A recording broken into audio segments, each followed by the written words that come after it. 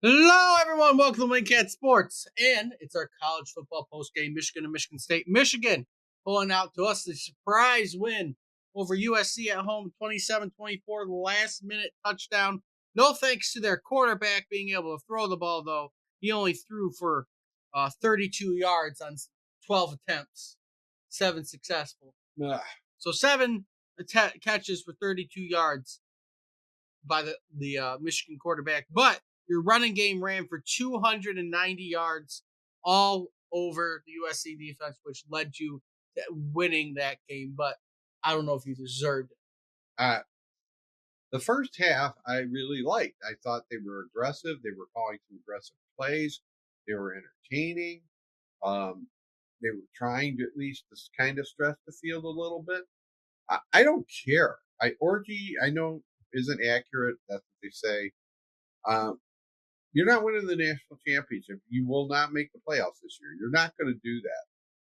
So, I mean, just light it up. Just at least make this entertaining for the fans to watch. You can't sit there and watch you just like dog it and you run this off tackle constantly or whatever. It's boring as hell and it's frustrating to watch. I don't know how you beat USC. I don't know how you came out of that game, but you did. You won. Your defense was really good for 3 quarters. They were poor in the third, but they were really good for 3 out of 4. And I mean, that's great. I mean, you got a legit defense, but Yeah, I don't know. I'm just to the point now where I'm just like whatever happens on offense happens, but at least try to go downfield now and then. no, I don't think they Throw did the at ball. all because 36 yards the whole game. Your longest pass was to your running back for 9 yards. It was hard to watch. But especially the second half was. And then defensively, right? USC's quarterback threw 283 yards on you, 3 TDs to 1 interception. I know there was some timely fumbles in there too. I was at work, so I didn't really get to watch the game. I had it on Gamecast while I was kind of had the Tiger game on. But looking over all of it, right? The defense did a good job at getting timely turnovers because their offense was kind of did really well. They almost rushed for 100 yards on you too. In fact, their running back did rush for 100 yards. Their quarterback just had negative 27 rushing yards. So realistically, they rushed for 123 yards on you and threw for 283. Yet you came out with the win, only throwing again 32 yards the whole game and running for 290. Like I said, the first half was really good. It was entertaining, back and forth. It was fun.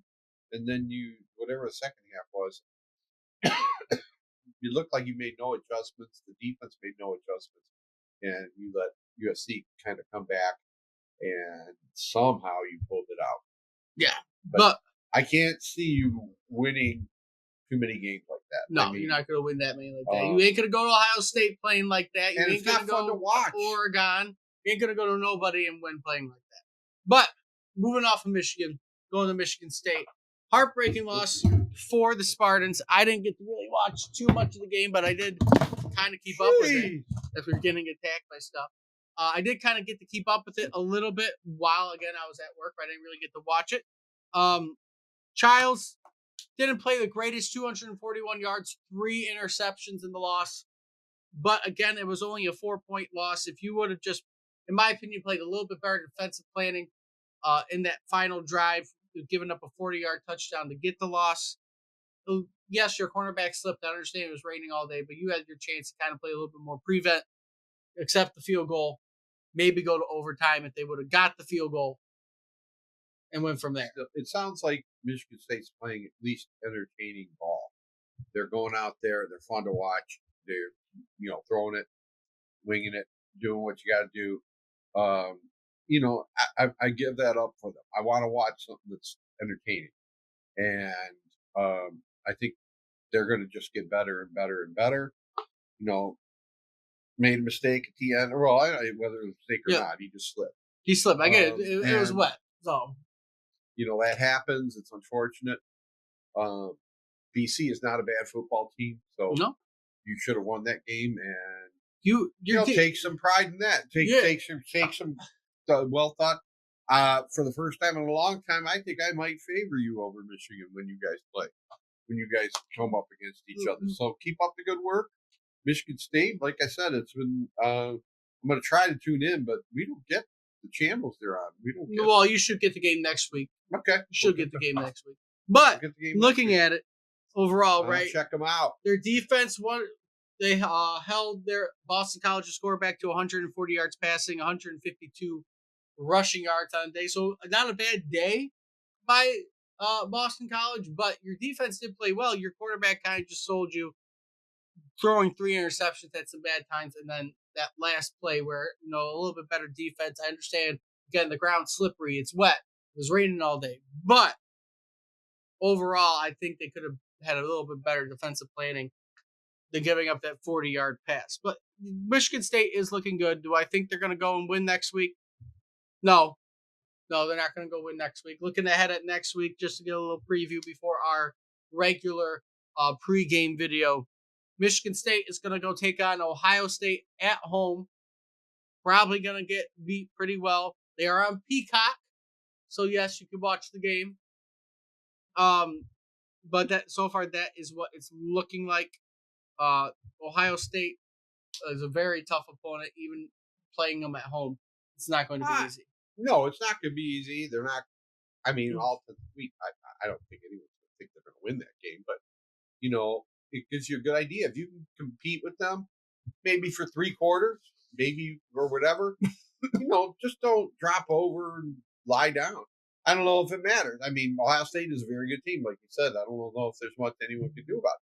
But let's see what happens. I think they have a chance that they can play well, but it's going to be extremely close. They would have to if they have to play. They would have to play really well, mistake-free, amazing win the football. turnover battle, to a great deal.